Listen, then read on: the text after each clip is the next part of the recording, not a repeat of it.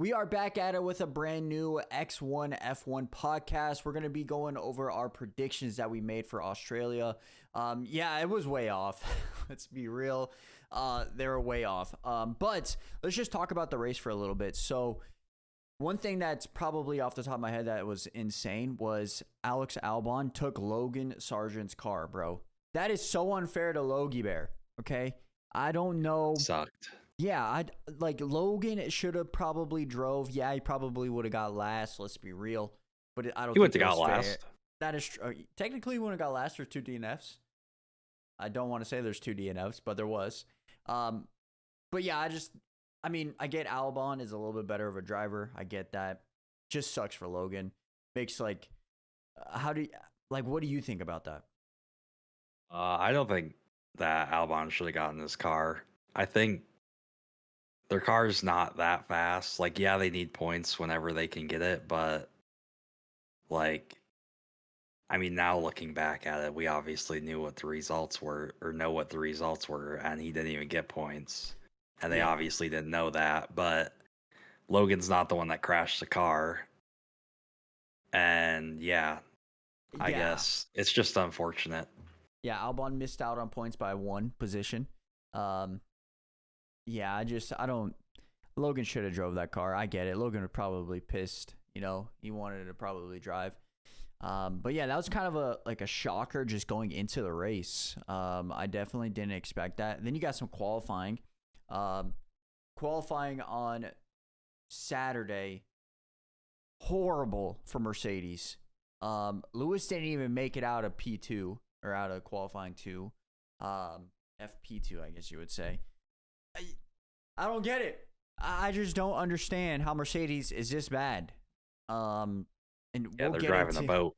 And we'll get into the race with George and Lewis. But yeah, qualifying, definitely did not expect Mercedes not to make it. At least Lewis didn't make it to round 3, Q3. But that was kind of interesting. Who took pole? Was it Max? I forgot already. Yeah. Max took pole. Unfortunately.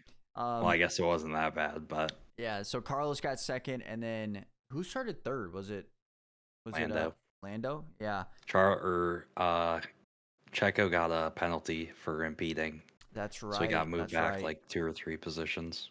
That's right. Yeah. This all happened a week ago. We're recording a little bit late, and we apologize for that. But qualifying, just for me as a Mercedes fan this year, just not great. It wasn't great at all. But we'll go into the race a little bit. First and foremost, Max had a DNF.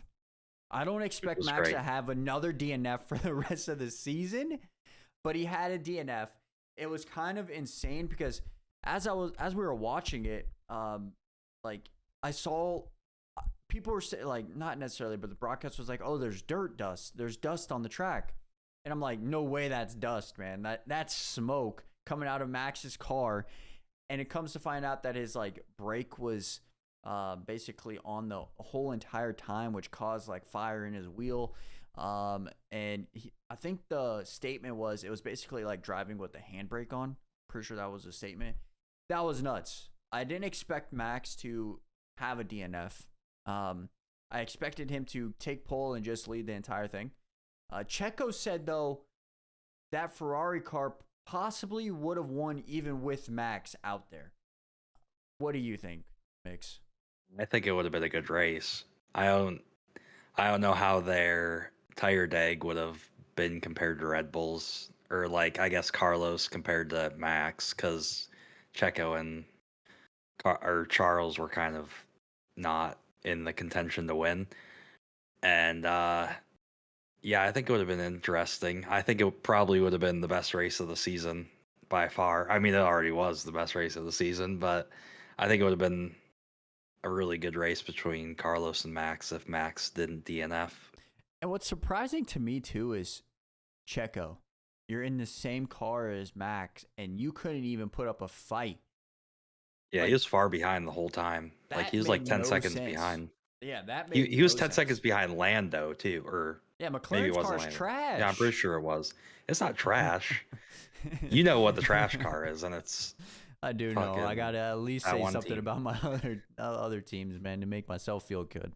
Yeah, I just was surprised Checo didn't even do anything. I think he got fourth overall, or no, excuse me, he got fifth. Like both McLarens were ahead of him, which that's a bad drive for Checo, in my opinion. Like, no way around it. He should be at least top 3 with that Red Bull car. So him to get fifth and to lose to both McLarens, like I get Ferraris, but both McLarens, that's kind of surprising. And then we got to talk about it. The Mercedes is dog shit. I'm gonna be honest. Lewis out in P2 in qualifying 2. George, he was driving great. Let's be real. He was driving great for how that car was handling. Caught up to Fernando Alonso. And binned it. And then he was like, man, I can't have Sainz win and try to do something crazy. And then basically landed on its side. That was a scary crash, honestly. Like watching it wasn't that back, bad of a crash watching it back. Yeah, watching it back, it wasn't that bad.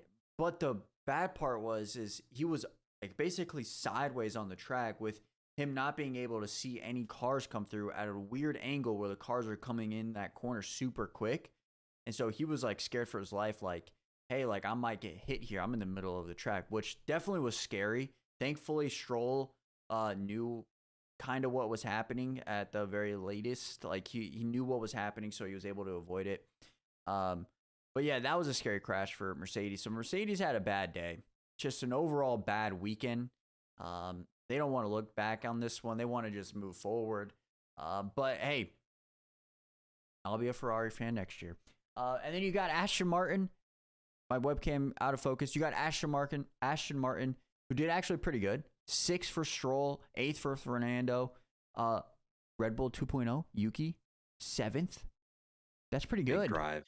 Yeah, that's pretty good. Then you got probably the best drive of the day. Best drives of the day. And Haas getting double points. You only got double points because George tiptoed like on the side over there, but he still got double points. And Lewis and Max DNF'd. And Lewis, we don't talk but about hey, Lewis, they were there. But they were there. They got double points. Yeah, and kind of surprising, Daniel Ricciardo, 12. Shit. There's rumors that he's on the chopping block, man. He's on the hot seat. Might get pulled here soon if he doesn't put in results. But overall, I think the race was pretty good. It was good in the beginning when you had like Max go out. We're like, oh my God. Then you had Lewis go out. And we're like, oh my God. And then nothing happened for about an hour and a half. We just got to watch Carlos's beautiful driving, which wasn't bad. At least it was Carlos and not Max. We would have been falling asleep if it was Max. That is true. And Lando was third, so. Yeah. But for an hour and a half, there was nothing happening. I mean, but like Lando and Charles were like Lando could have got second. If there was like 10 more laps, he probably could have got second, depending on how Charles handled his tires. Because that second stint was horrible for Charles. Yeah, and I'm looking at the times for like the results for like how they finished. Charles finished 2 seconds behind Carlos. Charles did. That's because of what's his name crashing. Yeah, and then you had Lando right behind Charles. But then, obviously, with the crash, it made it a little bit slower, or a little bit closer. But Perez was 56 seconds behind Carlos. That's insane for a Red Bull car. I mean, he lapped up to 10th. That's insane. But yeah, okay. So let's go over to our what we did for our predictions last week for Australia, and I'm gonna say it. My under for my underachieve. I had underachieved Charles, which I don't think he underachieved. He got second. You know, like can't underachieve getting podium. Overachieved though is Lando. He definitely overachieved in that McLaren's car. Got third. Yeah, he definitely overachieved. My second thing. Oh my God, what is our second? Our DNFs. Yeah. So I picked Yuki to DNF. I meant Red Bull to DNF. Max did not. Sure. So Yuki, my DNF did not pan out. But here are my best and worst strategies. Best strategy, Ferrari. Got to give me the dub on that. Yeah. Got to give me the dub on that. Worst strategy, Red Bull 2.0. I don't Can't know if give you you can that. really. Yeah, you can't really do that. You could say with Daniel, but Yuki had Yuki's seventh. seventh. So I mean, and surprise of the weekend, I called it Red Bull DNF. I didn't say it was 2.0 or what. I had Red Bull DNF surprise of the weekend. I got it right somehow. I don't. It was just grasping for air there. Pole position Perez. I was dead wrong. It was Max still. Like I feel like Yeah. Max is going to be it every time, It's but I'm inevitable. picking someone else every single time. And then my podium, dog shit. We're not even going to look at it. I had Lewis, Max, and Charles. One of them got on the podium, and it wasn't Max. So that's, yeah, take it for what it was. Bakes, go through your predictions from last week. So I had Lewis Hamilton underachieve. He got second to last, so I'd say that's true. That's not fair. His motor blew up. That's not no, even that's fair. I'm taking the half a point. Then I had Behrman or Signs because I didn't know who was racing for overachieve. Hit that on like nail of the head I'll or give whatever. You that shit. I'll give you that. And then I had Logie Bear DNF. He didn't even start, so I'm gonna take that as well. Oh my god. And then I had Ferrari for best strategy, taking that. I had Red Bull 2.0 for the worst strategy, not taking that. We had the same thing, I guess. Yep. And I had 5 DNFs. I was one off for my biggest surprise. Because you That's had nuts. Logie didn't start, Max, Lewis, and George. So that's kind of crazy. Yep, and then Esteban Ocon about DNF'd, but that's true. He had to tear off in the Unfortunately, wheel, the brakes and stuff. So yep. And then I had Charles Leclerc pull. Didn't that's get that close. right. No, Not it was really. Carlos second, Yeah, true. I think. And then my podium was Charles third, Sergio. Okay. Yep, not reading that either. 2 Red Bulls on the podium. You don't even have signs on the podium? No. Sheesh. I didn't either, so let's be real. I mean, I got him with my overachieve. I was trying to cover a wide variety of things happening. Yeah, true. I mean, this race was honestly, like our prediction. Obviously, if you guys watch this, you guys know that we're just making some bold predictions. You know, like we know deep down that most likely Red Bulls are going to do pretty good, but it's always fun to look at. It's always fun to like make something out of nothing and hope for the best, and it could potentially happen. You never know. Like for example, you never knew that Max was going to DNF, right? So us predicting a Red Bull DNF is like insane.